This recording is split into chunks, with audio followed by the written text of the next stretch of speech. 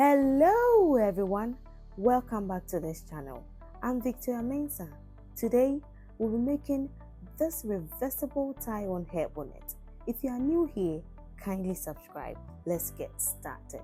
Items needed are satin fabrics, fabric chalk, marching thread, pins, tape measure and scissors. You need to measure your head circumference. Just place your tape measure around your head in this way, ignoring your ears completely, and try to fit your finger or your two fingers inside a circle to measure your head circumference. Mine is 22 inches.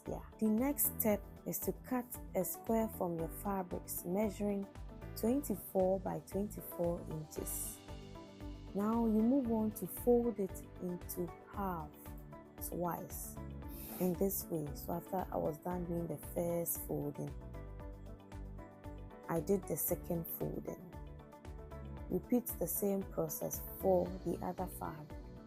Go ahead to put both of them together and iron them. As soon as you are done ironing, set one fabric aside and pin it. Take your measuring tape and place it on your fabric starting from the tip. Take note, it should be at the folded part.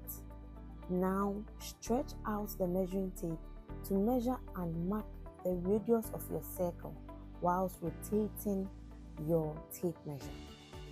I marked a radius of 12 inches, but you can decide to make yours less, between 10 to 11.5 or more if you want a bigger hair bonnet. Get your scissors and cut it out.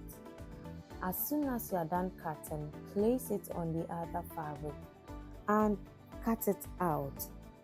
Open them up and you should have a circle like this. Now, with the right sides facing each other, put them on top of each other. Mark 3 inches on the line created by the iron previously and mark 1.5 on both sides like what I'm doing. Now connect the 3 points by creating a curve. As soon as you are done creating the curve, pin them together and cut the curve part out. Take note, you will be stitching half an inch at that area. I set it aside and proceeded to cut the strip. So the width of the strip is 3 inches and the length is supposed to be 78 or 80 inches. So at this point, I was just marking it out. You need 2 of the strips. That's 3 by 78 or 80 inches. You need times 2 of it. So at this point, I was just cutting it out. After cutting, you move on to your sewing machine. I didn't get the entire length of 78, so I had to do some joining. And remember our curve, you have to stitch half an inch like what I'm doing now. As soon as I was done stitching, you go to the ironing board, snip the curved part and turn it to the right side and iron it flat.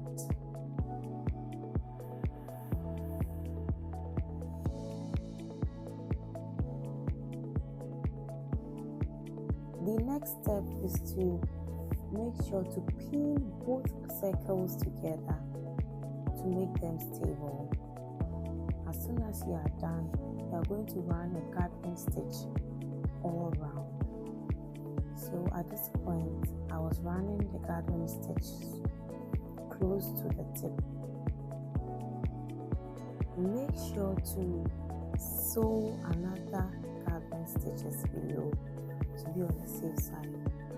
At this point, I was just pulling my garden stitches to my head circumference measurement. So my head circumference is 22, half of it is what?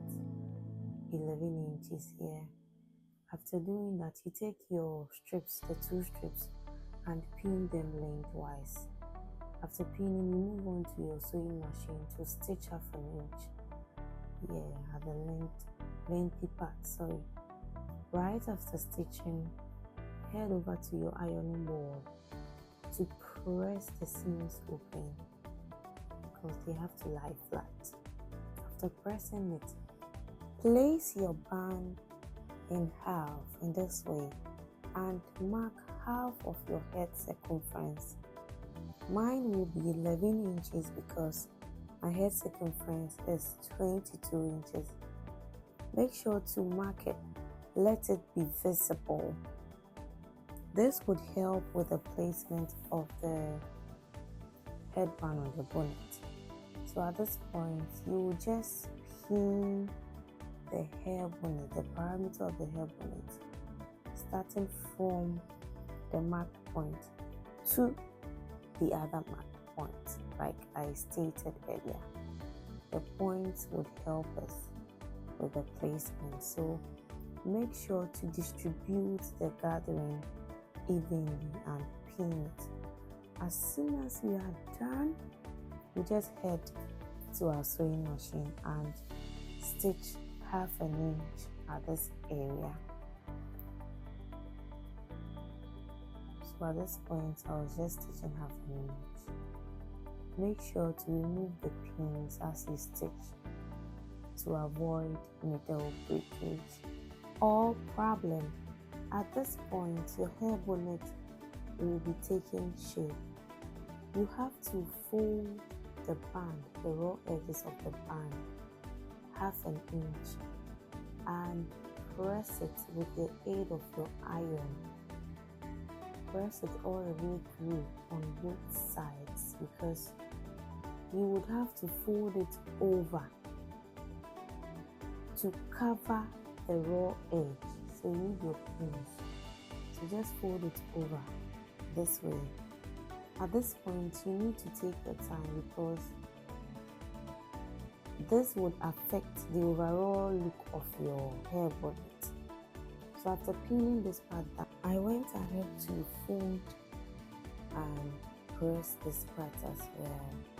Right after that, I just place both of them together and I continue pinning. Right after pinning, you have to head to your sewing machine and make a top stitch on the pinned part of your bonnet all the way through. Make sure that your stitches are neat and nice. So at this point, I was stitching the band. I got to the part that the gathered circle was inserted. So at this point, you have to really take your time and make sure the stitches appear at the other side as well. As soon as you are done stitching, you will check both inside and outside to see whether the stitches was okay. Then you proceed to cut all unwanted threads hanging. This was how it turned out. See, so nice. If this video was helpful, don't forget to share the hair bonnet lab by commenting, liking and subscribing. See you in my next video. Enjoy creating. Bye.